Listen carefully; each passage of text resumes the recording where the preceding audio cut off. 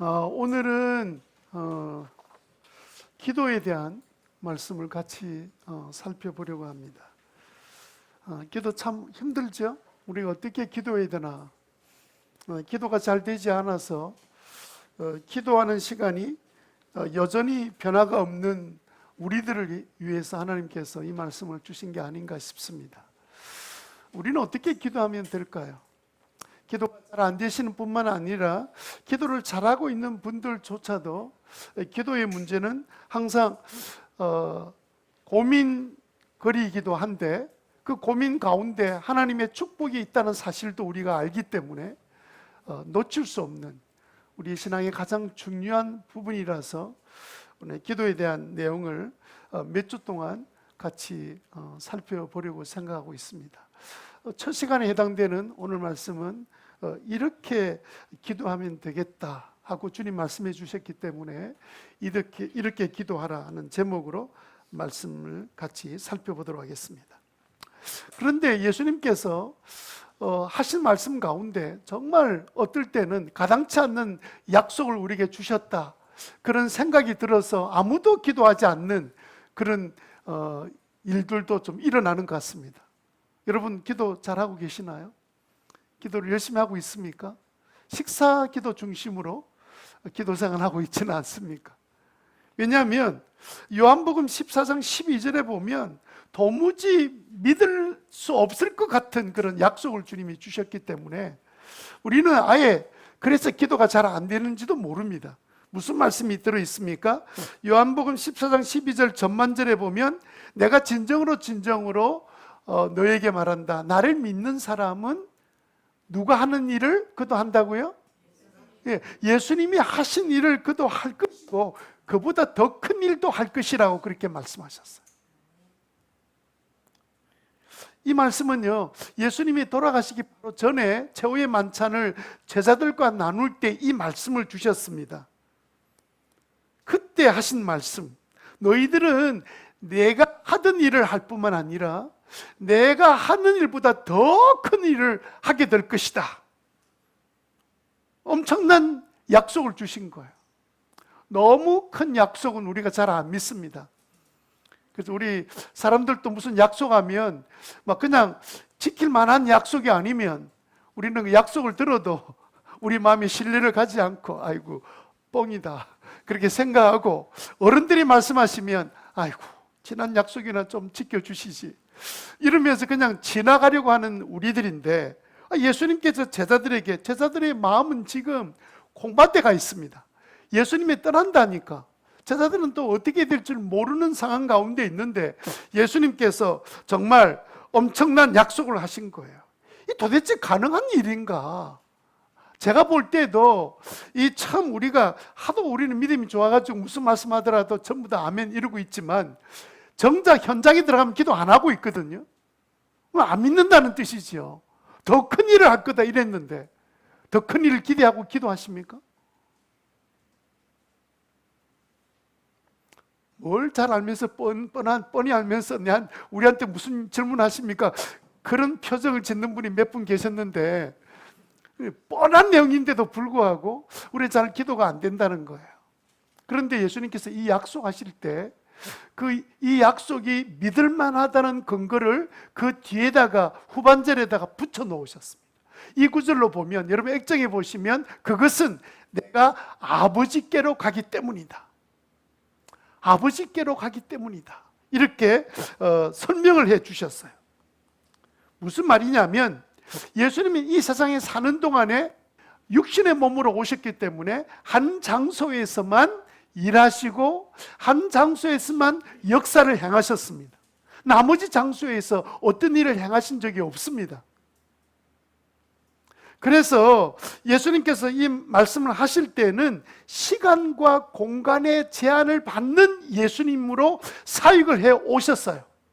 그렇게 사역하셨던 예수님이 이제 너희들은 이제 나를 보지 못할 거다. 내가 내 아버지께 갈 것이다. 이렇게 말씀해 주시면서 그러면서 설명하신 거예요. 그럼 예수님이 가신다고 말할 때 제자들에게 뭘 약속하셨냐면 내가 가면 너희들에게 성령을 보내주실 것이다. 그렇게 약속해 주셨거든요. 그러니까 성령이 오시면 그분은 영적인 존재잖아요. 육체 몸을 갖고 있지 않기 때문에 공간의 제한을 받지 않습니다. 시간의 제한을 받지 않습니다. 그래서 우리가 믿는 모든 사람들이 믿음을 가지고 주님의 뜻을 따라 순종하고 기도해 나가면 그 기도에 대한 응답으로 동시에 온 지구상의 모든 믿는 자들에게 행할 수 있는 분이 오시기 때문에 너희들은 내 말을 의심하거나 못 믿어서 예수님 그 말도 안 되는 말씀하지 마세요 이렇게 생각하지 마라. 나는 아버지께 가면 너희들에게 성령을 보내주어서 그 성령이 너희들에게 내가 했던 일만 하는 게 아니라 나보다 더 큰 일을 하도록 만들어 줄 것이다. 그렇게 약속의 말씀을 주신 거예요. 그게 바로 근거입니다. 내가 아버지께로 가서 성령을 보내주실 텐데 그 성령을 통해서 너희들은 어마어마한 일들을 이루게 될 것이다 라고 주님 하셨는데, 그럼 지난 2000년 동안 어떤 일이 일어났습니까? 불과 120명밖에 되지 않는 크리스찬들이 지금은요 온 세계 지금까지 예수 믿고 죽었던 숫자를 누가 이렇게 추측해서 했는데 몇백억으로 했는데 제가 제 자신이 안 믿어져 가지고 말을 정확히 할 수가 없어요. 어마어마한 사람들이 그동안 2000년 동안 예수 믿고 지금 지구상에도 기독교의 이름으로 모인 사람이 얼마나 많은 사람이 살고 있습니까? 이게 그 당시에는 상상이 안 가는 일들이었거든요. 그러나 그 일들이 다 이루어졌잖아요. 그래서 예수님의 제자들을 통해서 그 제자의 제자가 되고 그 제자의 제자가 되어서 오늘까지 이를 때 기독교 2000년 역사를 보면 어마어마한 일들이 일어나고 그 일로 통해서 수많은 사람들이 구원받고 있는 그런 놀라운 역사가 지금도 일어나고 있는 거죠. 기독교와 다른 종교의 차이가 뭡니까? 여러분, 기독교와 다른 종교의 차이를 가만히 윤리적인 측면을 찾아보면요 비슷한 게 너무 많습니다. 물론 처음부터 시작해서 하나님이 창조하실 때 인간에게 지켜야 될 내용들을 일찍 말씀하셨고 그것이 흩어지면서 다양한 종교가 나오면서 나름대로 사람이 살아갈 때 어떻게 살아야 되는지, 사람과 사람 사이의 관계를 어떻게 이룰지 설명한 것이 윤리잖아요. 윤리 내용은 너무 비슷해요. 그런데 여러분, 뭐가 다른 줄 아세요? 그래서 다른 것은 다른 게 아니라 하나님의 능력의 차이가 있는 거예요.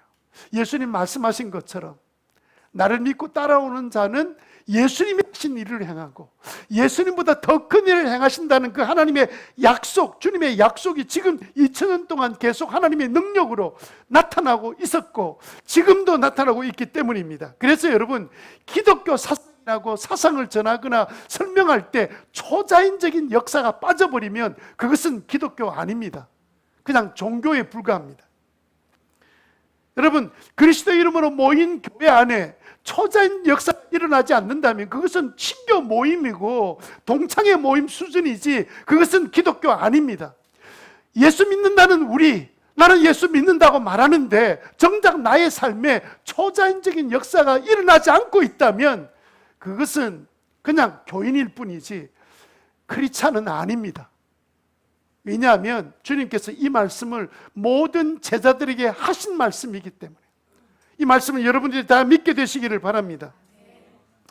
예수님을 영접한 사람이면 누구나 내 안에 계신 그 성령께서 약속하신 오늘 말씀처럼 요한복음 14장 이 말씀처럼 우리를 통해서 성령께서 역사하시고 초자연적 역사를 이루어 가고 계시기 때문에 그 일이 일어나는 것이 당연한 일이고 그 일에 대한 기대를 갖는 것은 너무도 당연한 일입니다. 여러분 가운데 놀라운 삶의 역사가 일어나게 되기를 주님 이름으로 축원합니다. 그러면 이런 놀라운 기적의 역사가 어떻게 가능할까요? 그래서 예수님께서 12절 말씀하시고 난 다음에 요한복음 14장 13절에 이렇게 말씀하셨습니다. 같이 한번 읽어볼까요? 12절 약속을 믿는 자들에게 이 방법을 말씀해 주셨어요. 같이 읽겠습니다. 시작. 너희가 내 이름으로 구하는 것은 내가 무엇이든지 다 이루어 주겠다. 그러니까 여러분, 예수님이 말씀하셨던 그 엄청난 일, 그 일을 너희들이 할 텐데 내가 성령을 보내줘서 할 테고, 그러면 이 일들이 어떻게 가능하냐? 가능한 방법은 이제는 너희들이 내 이름으로 구하면, 나의 이름으로 구하면 내가 그 일을 이루어주마.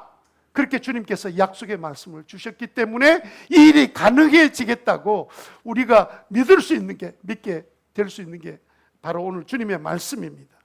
그래서 여러분, 이 말씀은 이 모든 것들이 교회를 통해서, 복음을 통해서 너희 모두에게 그대로 이루어지게 될 것이다. 그래서 될 만한 것만 골라서 구하지 말고, 될 듯한 것만 찾아서 구하지 말고, 내 생각으로는 도무지 안 될 것들, 내 인간의 노력으로는 도무지 안 되는 그 일들을 내 이름으로 구하면 내가 너희들에게 약속한 대로 그대로 행할 것이다 라고 주님께서 우리에게 약속해 주셨습니다. 분명히 엄청난 약속입니다. 그러나 담대하게 믿고 이 말씀대로 내 이름으로 구하면 내가 그대로 시행할 것이다. 이 약속을 여러분 믿게 되시기를 바랍니다. 그런데 왜 우리의 삶 가운데는 이런 능력이 잘 체험되지 않을까요? 우리가 목장으로 모이고 교회로 모였는데 왜 어떨 때는 이런 기적을 체험하지 못하고 살아가게 될까요? 그 이유는 너무너무 간단합니다. 주님 말씀하신 것처럼 내게 구하라는 대로 구하지 않았기 때문입니다. 믿음으로 구하지 않았던 거예요. 주의 약속의 말씀처럼 우리가 간절히 믿음으로 구하지 않았기 때문에 주님은 내 이름으로 구하는 것은 모두 다 내가 이룰 것이다 말씀해 주셨는데, 정작 문제는 그 약속을 받은 제자인 우리들이 주님께 구하지 않는 거예요. 그냥 오직 내 생각과 내 고민과 내 염려와 걱정을 붙들고 살면서도 주님 앞에 나와 기도하지 않기 때문에 아무 일도 일어나지 않은 것이, 주님의 약속이 이 시대에 무효화된 것이 아닙니다. 주님이 갑자기 사라진 것이 아니에요. 우리가 기도하지 않았기 때문에. 여러분, 멀리 생각하지 맙시다. 30년, 40년 전에 이 땅에 70년, 80년도에 어마어마한 사건들이 끊임없이 교회마다 일어났습니다. 100만밖에 되지 않던 크리스찬이 70년, 80년대 1000만이 넘어가고 1200만이 넘어가는 역사가 어떻게 그게 가능하게 일어날 수 있었습니까? 저는 어릴 때 교회 다닐 때 교회에서 무슨 집회를 하고 나면 안전병이 일어나고 그냥 막 역사가 일어난 것을 너무 많이 봐서 저는 어릴 마음이 저는 뭐라 생각했냐면 짜고 치나 그렇게 생각했어요. 어떻게 저런 일이 일어날 수 있지? 그런데 그때는요, 정말 성도들이 말씀을 하나도 의심하지 않으려고 그대로 믿고 얼마나 기도한지 모릅니다. 여기에 60대, 50대 되신 분들은, 70대 되신 분들은, 그때 교회 다닌 분들은 그때 있던 교회 일들을 기억할 거예요. 부산역 광장에, 지금은 부산역이 지금 밑으로 내려갔습니다만은, 그 광장이라는 부산역이 어디 있었냐면 부산시청, 지금도 시청은 또 뭐 옮겼다 그죠? 옛날 시청이 있었던 옆편에 큰 광장이 있었습니다. 그곳에 집회가 자주 모였습니다. 천막을 치놓고 모이고 이렇게 모였는데 그때마다 놀라운 기적들이 일어난 것을 저는 직접 눈으로 보았어요. 여러분, 우리가 교회 나와서 사람 만나고 아주 우아하게 친교하고 교제하고 밥 먹고 즐기고 도덕적 수양을 쌓아가기 위해서 우리가 종교 생활하고 있다면 그것은 기독교는 아닙니다. 종교 생활하는 거예요. 정말 하나님이 원하시는 사역, 정말 죽어가는 영혼들, 도무지 믿을 수 없는 그 영혼이 주님께 돌아와서 예수 믿게 되는 그런 놀라운 역사들, 그런 일들이 어떻게 일어날 수 있겠습니까? 그것은요, 우리 능력으로는 안 됩니다. 죄송하게도 우리는 내 자식 마음도 설득할 수 있는 능력이 우리에게 없어요. 그런데 어떻게 안 믿는 사람 마음에 불을 지펴서 그들이 나 예수 믿겠다 이렇게 돌아올 수 있겠습니까? 전도가 그렇지 않습니까? 여러분, 우리가 정말 전도하면 막막한 부분이 있습니다. 평생을 40년, 50년, 60년을 자기 생각대로, 자기 뜻대로, 자기 마음대로 살았던 그 사람에게 당신 죄인이니까 하나님 믿지 않으면 구원받을 수 없습니다. 예수 믿으면 구원받을 수 있습니다. 그런 복음을 전하면 그 사람이 귀를 기울여 듣겠습니까? 어떻게 그게 이해가 되겠어요? 여러분 한번 상상해 보세요. 우리는 막 예수 믿는 우리들은 막 그냥 복음을 전하면 그들이 믿을 준비가 다 되어서 믿을 것처럼 생각하지만 평생을 자기 생각대로 그러면서 나름대로 자기는 세상 끝들을 이렇게 만져보기도 하고 이렇게 이뤄보기도 했던 사람 마음속에 당신 죄인이니까 하나님 찾기만 하면 당신 변화될 수 있어, 구원받을 수 있어, 이 복음이 들어가겠냐 말이에요. 우리가 습득하면, 우리가 잘 주장해 가면, 우리가 간절히 매달려서 사정하면 그들의 마음이 바뀌겠습니까? 택도 없는 이야기입니다. 가능하지 않는 이야기예요. 그래서 주님께서 뭐라고 말씀하십니까? 이것은 기도하는 것밖에는 이루어지지 않는다. 이것은 하나님이 할 영역인데 너희들이 내게 기도하면 이 일이 일어나는 것을 너희 눈으로 보게 될 것이다. 그것이 주님이 우리에게 전도하라 하신 말씀의 뜻이에요. 우리 보고 막 복음을 설명해서 그래서 그 마음을 움직여서 변화시키고, 무슨 우리에게 그런 재주가 있습니까?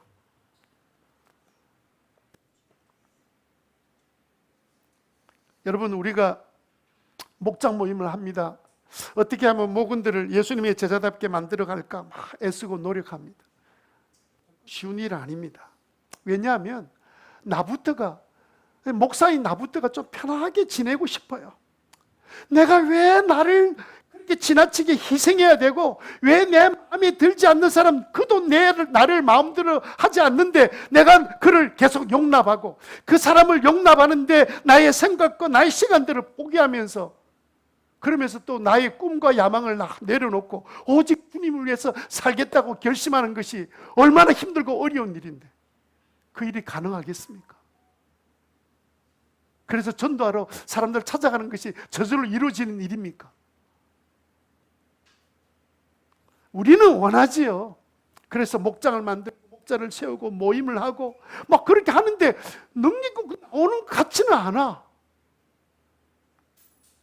그런데 여러분, 오늘 주님이 우리에게 뭐라고 말씀하십니까? 처음부터 주님은 우리의 연약함을 알고 계셨어요. 이 모든 일들은 오직 무엇으로 이루어질 수 있다? 기도하면 내가 이룰 것이다. 내 이름으로 구하면 내가 응답해 줄 것이다.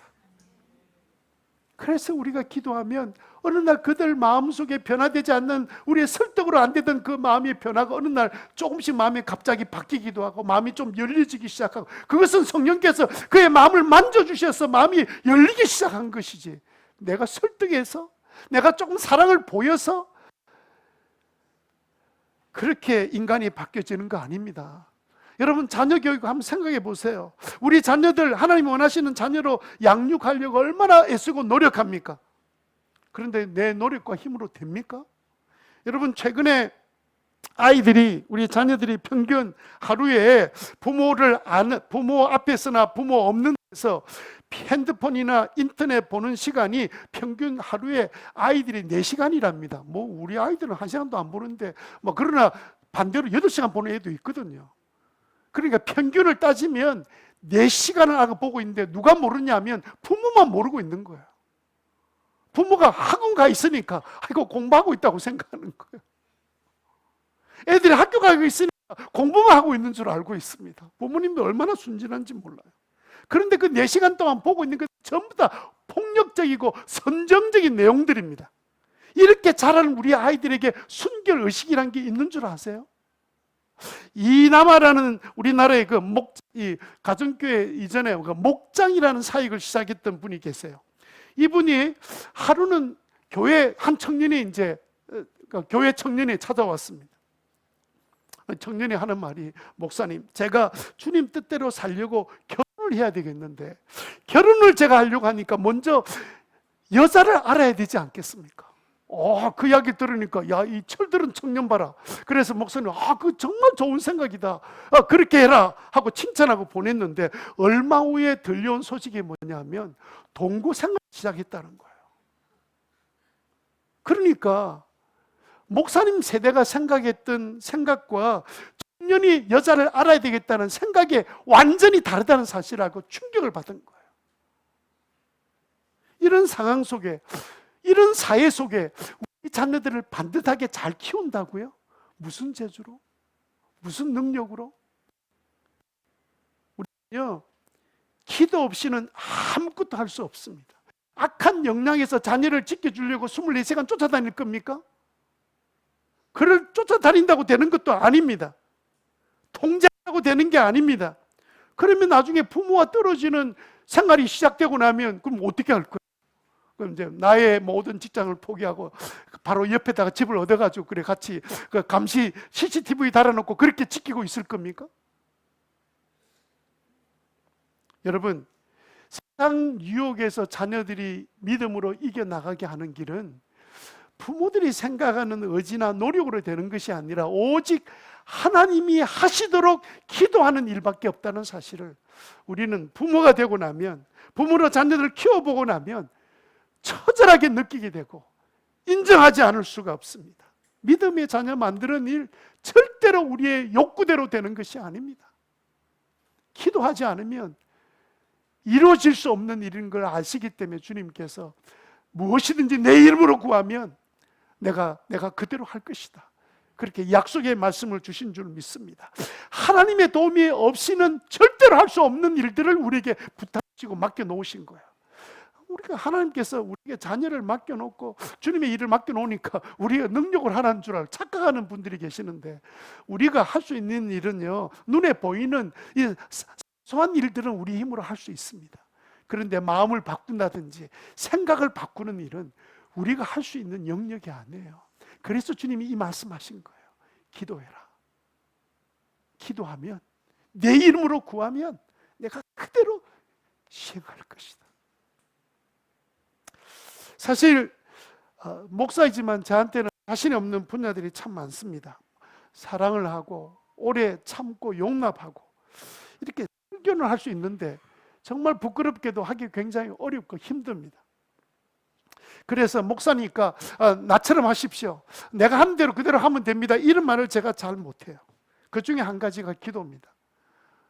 저도 기도를 배워가고 있는데 나처럼 기도하면 됩니다, 저는 그렇게 기도를 잘 못해요. 그래서 오늘 말씀은요, 목사가 함께 기도를 잘 하려고 노력하는 가운데 주님이 우리에게 주신 말씀이니까, 그러면 이 말씀대로 우리 같이 한번 기도해 보자, 이런 마음으로 이 말씀을 같이 살펴보려고 생각합니다. 오늘 말씀을 두 가지로 전할 텐데, 그것은 뭐냐면, 그러면 어떻게 우리가 기도하란 말인가, 우리는 어떻게 기도하면 능력 있는 기도를 할 수 있는가, 그 부분에 대해서 제가 말씀을 드릴 겁니다. 근데 그 말씀 전에, 왜 하나님은 꼭 기도만 해야 들어주시나? 아니, 알아서 다 아실 텐데 알아서 다 해주시면 안 되나? 오늘 본문 말씀 여러분 딱 8절에 보면 이런 말씀 나오잖아요. 너희가 구하기 전에 너희의 필요한 것을 무엇이든지 다 알고 계신다. 알고 계시는데 그대로 해주면 얼마나 좋습니까? 여러분 그렇게 생각 안 들어요? 그런 생각 안 드십니까? 아예 포기하고 사시네요 보니까. 제 마음에 좀 그런 마음이 있어요. 근데 오늘 주님께서 오늘 이 왜 기도해야 되는지 그 이유를 설명하면서, 하나님이 왜 기도하지 않고 뻔히 다 알면서도 불구하고 우리의 필요를 채워주지 않으시는지 그 이유도 오늘 본문이 우리에게 말씀하고 있습니다. 그래서 첫 번째 우리가 생각할 것은 뭐냐면, 두 가지로 나눠 생각할 텐데 왜 기도해야 되는가, 이유를 먼저 생각하겠습니다. 첫 번째 이유는 뭐냐면요, 기도해야 하나님이 들어주기로 약속했기 때문입니다. 기도하지 않으면 들어주겠다 약속한 성경구절 혹시 있으면 찾아오시면 제가 현찰로 드리겠습니다. 현찰로, 여러분 좋아하는 현찰로. 기도하지 않으면 들어준다. 주님은 기도하면 들어준다는 말씀을 너무 많이 하셨어요. 그런데 여러분 우리는요, 이런 생각하면서 기도하지 않는 것 같아요. 내가 기도 안 했다고 될 일이 안 되나? 세상 돌아가는 거 보니까 나 기도하는데 세상은 잘 돌아가네. 또 내가 기도한다고 안 될 일이 또 되겠나? 될 일은 그냥 되는 거고 안 될 일은 안 되는 거지. 이런 운명론적인 사고가 우리 한국 사람 머릿속에 들어있는 거예요. 아마 여러분들 머릿속에도 들어있는지 모르겠습니다. 이런 운명론 생각하니까 꼭 하나님께 우리가 기도해야 역사하나, 안 그래도 역사는 이루어지더만, 이런 생각에 들어가면 기도가 잘 되지 않습니다. 여러분 한번 생각해 보세요. 하나님이 아담 첫 번째 인간을 딱 만드시고 난 다음에 뭐라고 명령하셨습니까? 이 모든 천하를 다 네가 다스리라, 이렇게 말씀하셨죠. 아니 하나님이 직접 만들었으면, 하나님 직접 다스리면 일이 쉽잖아요. 예? 하나님 다스리면 쉽잖아요. 우리 인간이 고생할 필요 없잖아요. 뭐 지구 공해 이런 거 뭐 우리 고민 안 해도 되잖아요. 하나님이 깨끗해져라 이러면 다 공기 깨끗해지고 바다 깨끗해지고 다 깨끗해질 텐데 왜 우리 보고 그렇게 하라고 하십니까? 하나님은 우리 만드실 때 아담부터 시작해서 너는 나의 동력자야. 너는 나의 동지, 짝지야. 내가 너를 통해서만 일할 거야. 그렇게 작정해 놓으셨어요. 만약에 그렇지 않으면 인간조차 만들 필요 없지요. 하나님 혼자서 다 하시면 되죠. 무슨 재미로 혼자서 하시겠습니까? 그래서 함께 기뻐할, 우리가 인생 살다 보면 혼자 살면 지금은 편할지 몰라도 이제 나이도 한번 들어보세요. 제가 혼자 사는 우리 삼촌 모습을 옆에서 가까이서 본 적이 있기 때문에 너무 편하게 우리 부모님이 고생할 때 막 여행 다니고 막 즐기고 잘 지내더니 나이가 좀 들고 나니까 얼마나 허전한지 어느 날 집에 찾아와서 형님, 그 형님 집에는 애가 6이나 있는데 하나만 빌려주이소. 그럼 엄마가 깜짝 놀래가지고 아를 하나 달라고 그래. 그래가지고 그럼 잘 사니까 이거 막 그냥 하나를 누굴 보내고 막 고민했답니다. 잠이 안 와가지고 고민 막 했는데 보내주려면 하나도 없더래요. 그래서 결국 아무도 안 보냈습니다.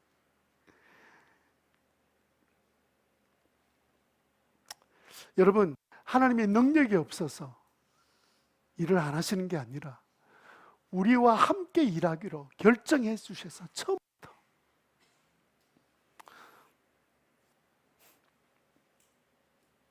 그런데 어떻게 행하기를 원하십니까? 주님은 기도하면, 네가 하다가 안 될 일들을 많이 만날 텐데 기도하면 내가 다 들어줄게. 그렇게 주님께서 우리에게 일을 맡겨주셨습니다.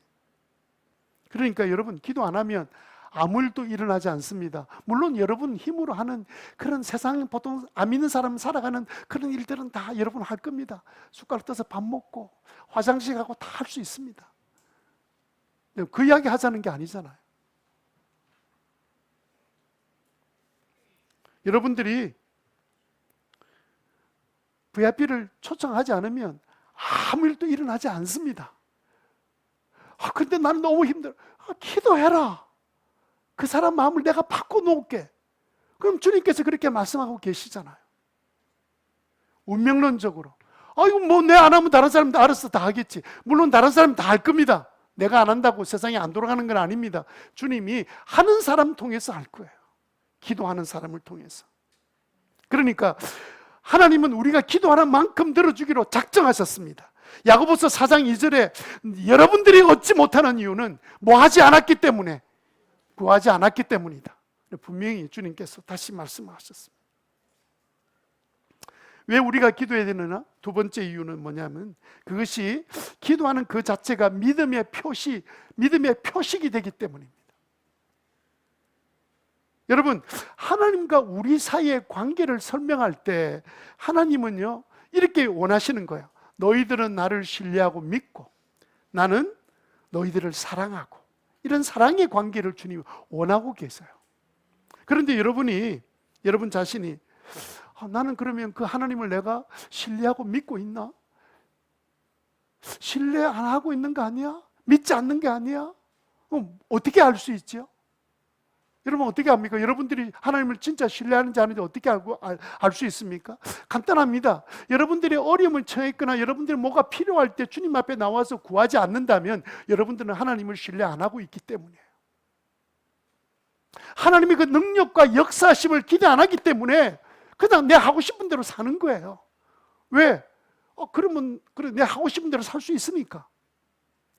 엉망진창이 되는 거는 생각도 안 하고. 여러분, 내가 하나님을 믿는지 안 믿는지를 증명하는 길은요, 내가 기도하고 있는 것으로 증명이 되는 겁니다. 그것이 믿음의 표시입니다.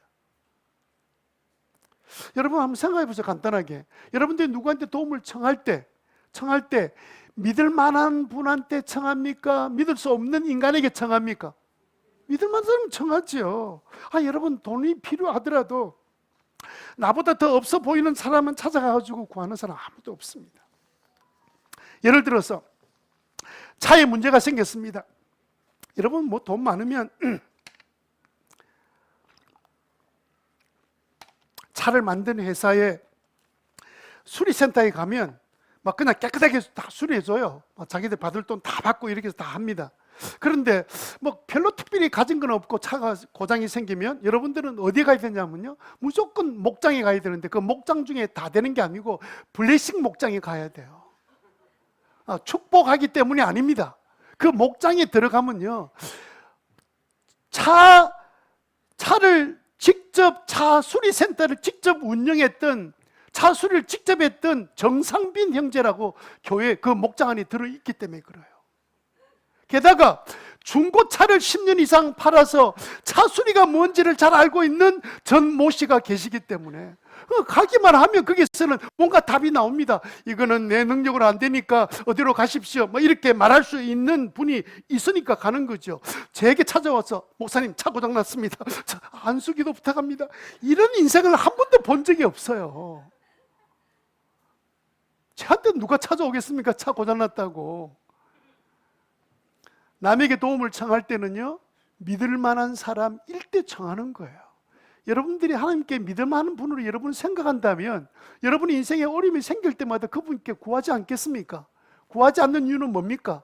난 하나님이 없이 사는 게 더 편하고 좋아, 그런 생각이 있으니까 구하지 않는 건 아닙니까? 하나님 입장에서 볼 때는요, 내게 구하지 않는 사람은 나를 믿지 않는 사람이라고 여기신다는 거예요. 저도 그런 생각이 들어요. 기도 안 하는 교인들은 저는 진짜 크리스찬이 아니다, 이런 생각이 들어요. 왜? 성경이 그 말씀하고 계시니까. 하나님이 진짜 나를 사랑하고 전지전능한 하나님이라고 믿는다면 어떻게 어려운 문제들이 다 있는데 기도를 안 하냐 말이에요.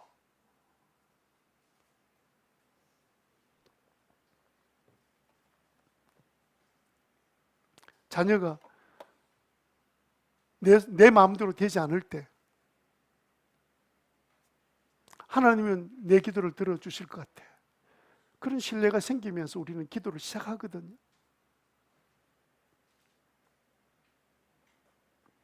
여러분, 그래서 교회는 와서 일하는 곳이 아닙니다.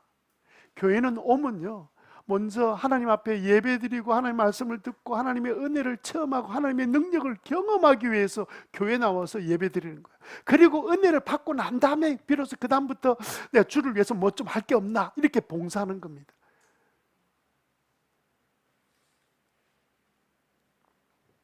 세 번째, 우리가 하나님이 나의 필요를 다 아신다 8절 말씀처럼 그런 말씀이 있는데, 그럼에도 불구하고 우리가 기도해야 될 이유가 있다면 뭐 때문에 우리가 기도해야 됩니까? 그것은요, 하나님의 사랑의 증거 때문에 그렇습니다. 하나님이 나를 얼마나 사랑하는지를 우리에게 깨닫게 하시고 그 사랑을 느끼게 하시려고 주님은 우리 필요를 다 알고 계심에도 불구하고 기도하기를 기다리고 계신다는 뜻이에요. 여러분, 하나님의 사랑이 얼마나 큰지 여러분 어떻게 알죠? 우선 예수님이 십자가에, 하나밖에 없는 아들 십자가에 달려 대신 죽게 하시면서 우리를 구원해 주셨잖아요.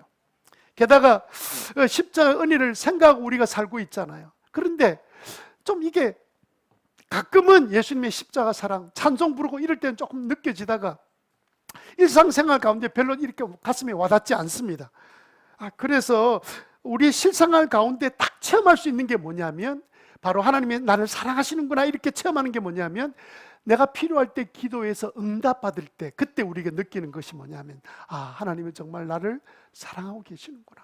좀 하나님은 살아계셔서 나 같은 별 보잘것없는 나에게 나의 기도를 들으시고 응답해 주시고 나를 인도해 주시는 것 보니까 정말 주님이 날 사랑하는구나, 이걸 삶에 구체적으로 느끼도록 만들어 주시기 위해서 주님이 우리 보고 기도하라고 말씀하신 거예요. 감사헌금을 드리는 분들을 가만히 보면 다 기도 응답 받은 분들입니다. 내가 이런 기도했는데 이렇게 응답해 주시니 감사합니다. 하나님이 나를 정말 사랑하고 나를 그냥 보잘것없는 내 인생인데 나를 내치지 않으시고 늘 인도하시는 분이시구나, 이런 사랑의 감격 때문에 우리가 하나님 앞에 드리기도 하는 거죠. 그래서 하나님은 우리가 기도할 자리에 나오기를 기다리고 계세요. 우리 입을 열어서 정말 주님을 찾게 되기를 간절히 기다리고 계세요. 거꾸로 한번 생각해 봅시다. 여러분들이 구하지도 않았는데 필요가 다 그때마다 채워진다면 여러분들은 행복해질까요? 불행해질까요? 1번, 2번. 1번 행복, 2번 불행. 시작. 3번 하는 사람 있는 것 같아요. 1번 했습니까? 2번 하는 사람 별로 없죠? 2번. 답이 한 건 아니고요. 예를 들어 제가 고등학교 다닐 때 아주 부잣집 사장집 아들이 있었습니다. 부모가 돈이 많으니까 그 당시에 오토바이는 고등학생이 탈 수 있는 물건이 아닙니다. 요즘 말하면 자가용 같은 거예요. 어떻게 오토바이를 그 당시에 타요? 제가 고등학교 다닐 때. 그런데 오토바이를 몰고 다니는 거예요. 비싼 오토바이를 몰고 다닙니다. 필요한 거 있으면 아버지가 다 채워주는 거예요. 그러면 그 아이가 늘 아버지 고맙습니다 할 것처럼 보이죠. 맨날 친구 만나면 하는 말이 뭡니까? 우리 꼰대는 하여튼 말이 많아. 아버지 엄마를 얼마나 악평을 하는지. 나는 막 그냥 집에 들어가기 싫어. 다 채워주는데도 불구하고 그렇게 필요를 다 채워줬는데 그러면 그 아들이 좋은 사람 됐을까요? 아니요. 공부를 못해가지고 대학을 못 들어가니까 돈으로 미국 가서 지금 뭐하고 사는지 모릅니다. 필요한 것 다 채워주면 부모들 생각에는 아이가 잘 될 거라 생각하는 부모들 계시지요. 감사할 줄 모릅니다. 예? 감사는요, 내가 줄 수 있음에도 불구하고 구할 때까지 기다리는 거예요. 그리고 저는 항상 구하면 바로 안 줍니다. 우리 집 사람은 빨리 주고 말지 이러는데 저는 조금 더 기다려봐. 나는 네가 생각하는 만큼 슈퍼맨 아니야. 기다려봐. 그래가지고 또 기다리게 해놓고 받으면요 너무 고마워하는 거예요. 이 어려움을 어떻게 해결해 주셨어요? 이렇게 감사 저절로 되는 거예요. 저는 머리는 나쁜데 그거는 잘하고 있습니다. 단번에 주지 않습니다. 단번에 준 아이 치고 버릇 나쁘지 않은 사람 애들이 없어요. 부모들이요 돈으로 다 떼우려고 합니다. 아들 다 바보 만들고 병신 만드는 거예요. 물론 자녀와 함께 있지 못하는 그 보상 심리로 이렇게 하고 있는데 그거는요 자녀를 망쳐먹는 길입니다. 감사할 줄 모르는 인간. 그래서 여러분 한번 집에 가서 한번 확인해 보세요. 내가 늘 필요를 먼저 채워주는 내 아이는 지금 감사할 줄 아는 자녀인가? 하나님이 우리의 필요를 다 알고 계신다 8절에 돼 있잖아요. 그런데 왜 우리 보고 자꾸 기도하라 그러세요? 기도해서 응답받고 자기가 직접 받으면 하나님에 대한 감사하는 마음이 생기는 거예요. 아, 하나님 나를 사랑하는구나. 감사하다. 귀한 글씨일수록 하나님은 오래 기도하게 만드십니다. 그래서 귀한 받으면 하나님 너무 고맙습니다.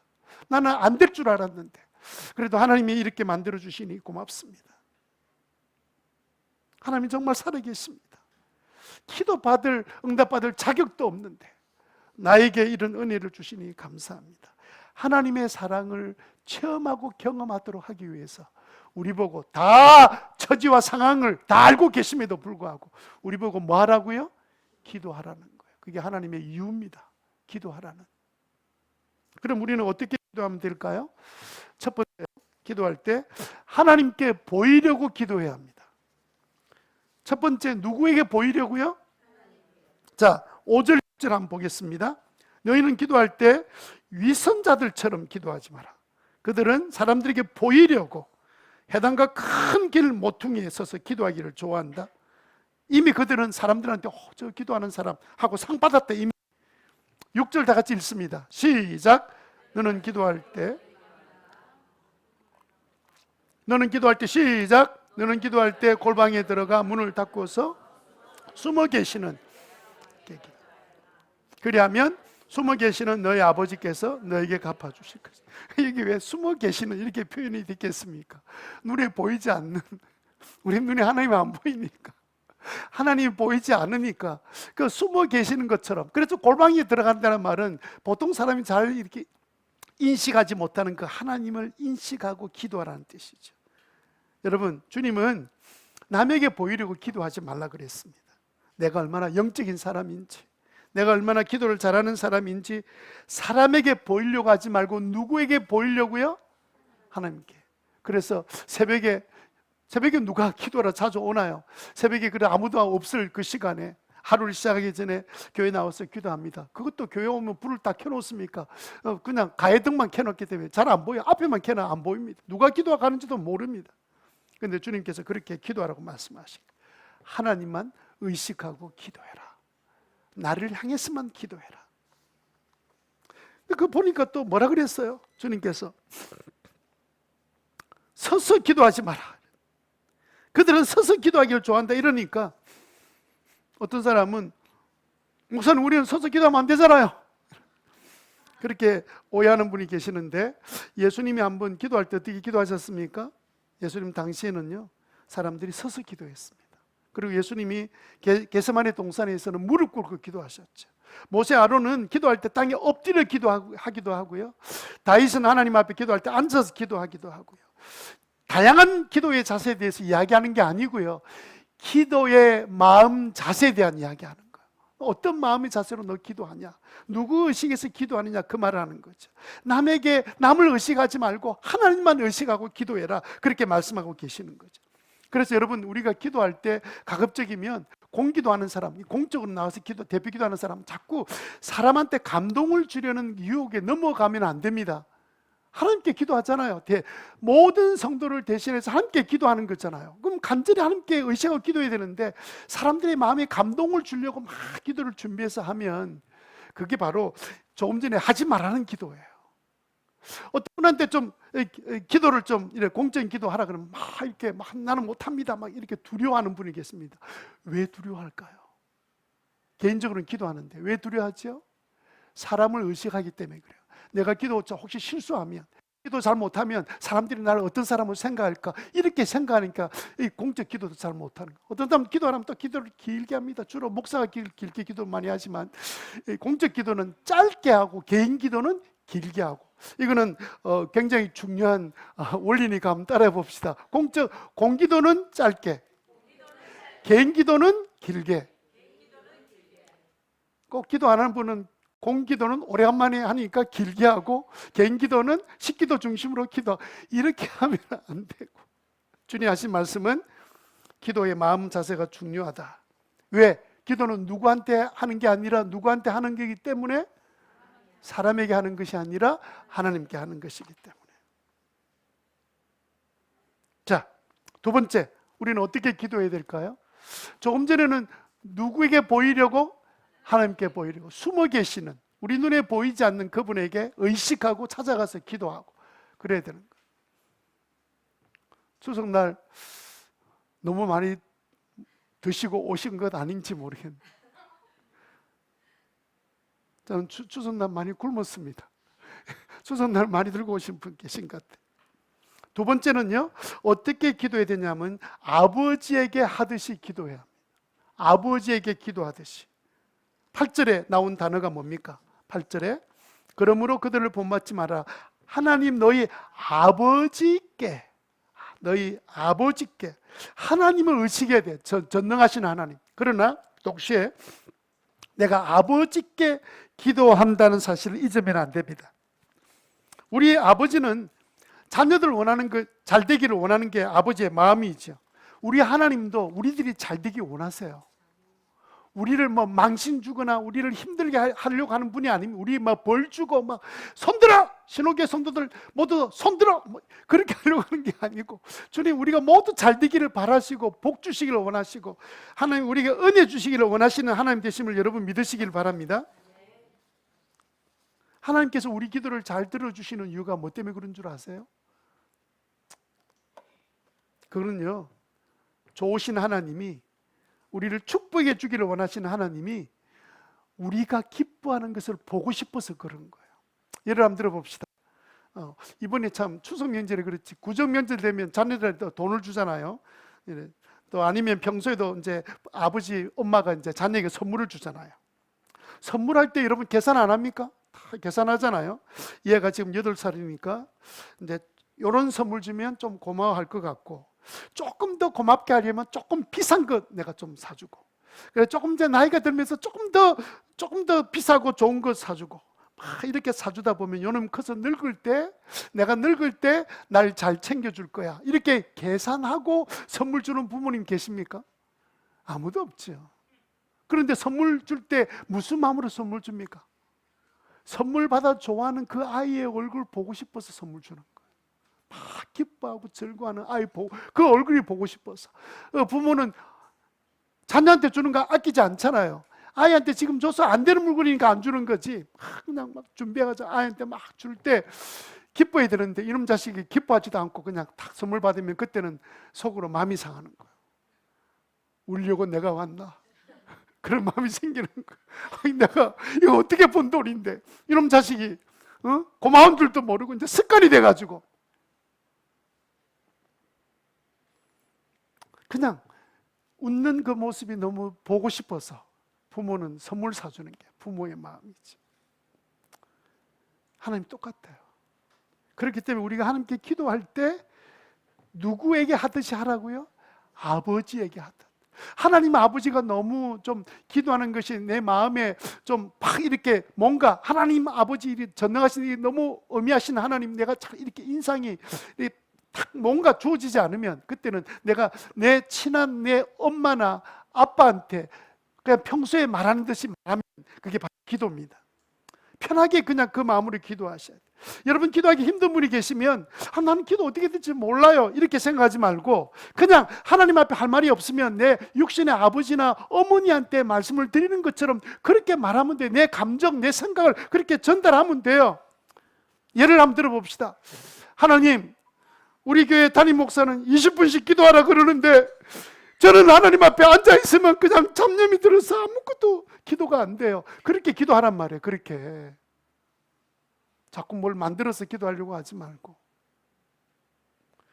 왜 기도하려고 하면 이렇게 자꾸 졸음이 오고 잡념이 오는 겁니까? 하나님 좀 도와주세요.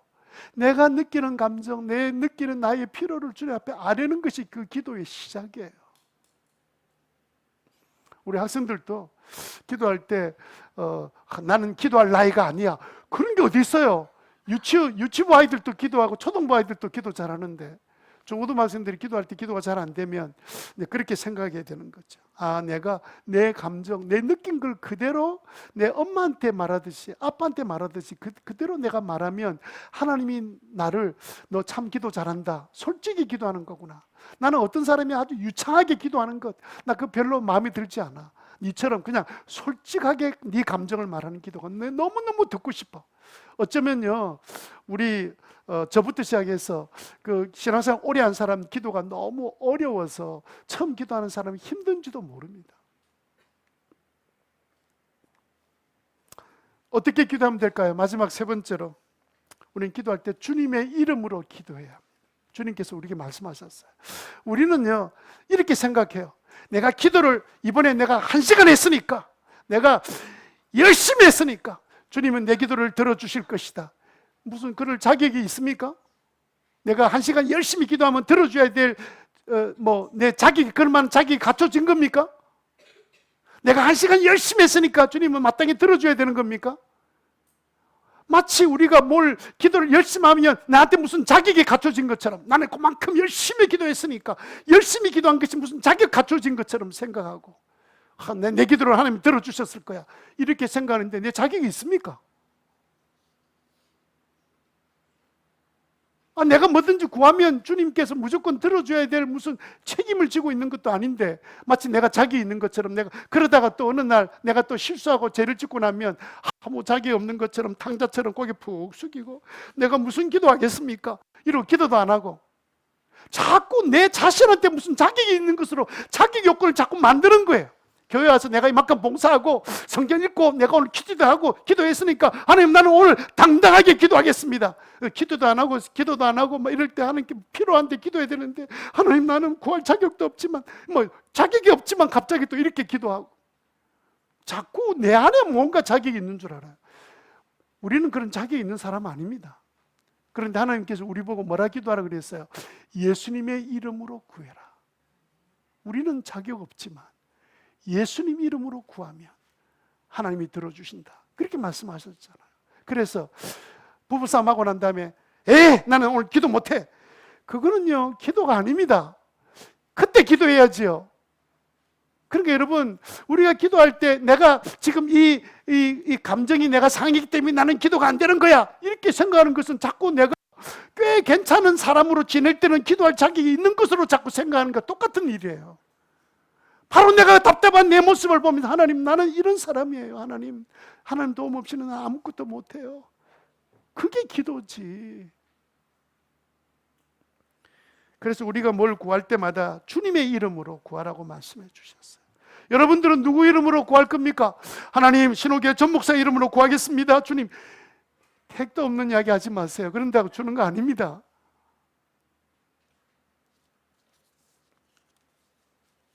어떤 분이 이제 교회 와가지고 절에 다니다가 교회 와가지고 저하고 이야기하다가 아이고 주지 목사님 이렇게 갑자기 제가 주지 목사가 됐습니다. 습관이 돼가 자기도 모르게 이제 담임 목사라는 단어를 모르니까 이제 교회 나오는 교회는 이제 목사님인데 아마 주지 목사님 이렇게 자기도 모르게 나온 말이겠지만, 여러분, 우리가 구하는 것은 내가 자격이 있거나 또 내가 자격을 갖추지 못했거나 갖췄거나 이렇게 기도하는 거 아닙니다. 주님은 그냥 우리를 그냥 다 사랑하세요. 여러분 자녀가 좀 잘못하면 그럼 자녀 아닙니까? 꼭 잘해야만 자녀입니까? 항상 우리를 사랑으로 돌보시면서 하나님께 나와서 하나님, 나는 자격 없어도 예수님 이름으로 구합니다. 그런 마음으로 주님 앞에 나와서 구하기만 해도 들어주시는 하나님 되심을 여러분 꼭 기억하게 되시기 바랍니다. 가장 중요한 것은 결론적으로 아무리 제가 기도 설교를 여러분께 했다 하더라도 여러분이 직접 기도하지 않으면 아무 소용이 없습니다. 아이고 하나님, 제가 기도 설교 5번 들었는데요. 그러면 대신할 수 있는 게 아닙니다. 여러분들이 직접 기도하셔야 돼요. 5분 기도했다면 여러분 10분 기도하셔야 돼요. 10분 했다면 20분 기도하시고, 우리 기본적인 성도들이 어른들이 20분 기도, 내가 이제 25분 기도하서 주님과의 교제하는 시간이 점점 많아지는 것은 여러분들이 하나님으로부터 받을 은혜들이 더 많아진다는 뜻이에요. 고역이라고 생각하지 말고 축복을 쌓는 일이라고 생각하고, 그런 마음으로 주님 우리에게 말씀해 주셨습니다. 이번에 우리가 특별 새벽 기도할 때 여러분 가져야 될 마음은, 내가 주일날 예배 드릴 마음으로 내가 5일 동안 새벽에 나와서 예배를 드려야 되겠다, 그런 마음 가지고 또 새벽 기도 길게 하지 않을 거예요. 여러분 기도하시고, 그러면서 여러분들이 아침에 간단하게